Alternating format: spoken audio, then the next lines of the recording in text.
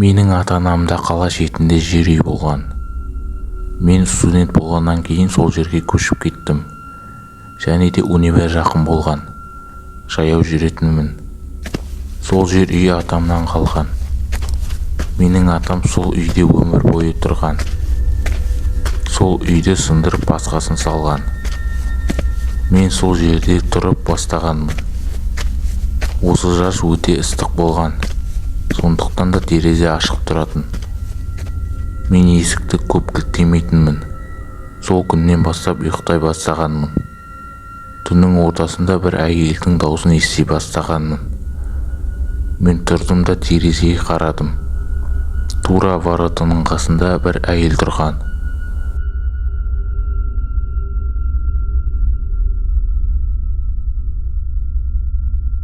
Өте ұзын және біртүрлі киіммен.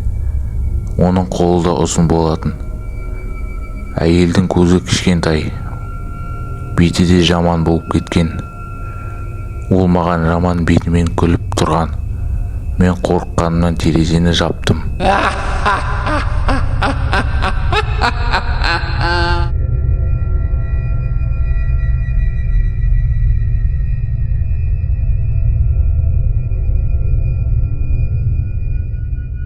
Содан кейін менің үйіме қарата келе жатты.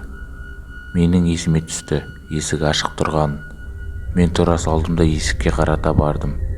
Есіктің ручкасын біреу жұлқылай бастады. Қорқып кетіп кілттеп алдым. Есікті біреу ашқысы келген.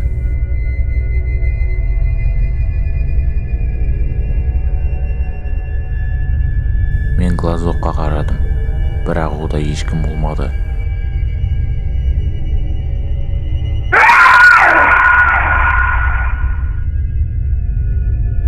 Осыдан кейін әкем сол әйел туралы оқиға айта бастады. Бұл ауылда бұрын өте ұзын қыз тұрған. Және де қатты ақылды болмайтын.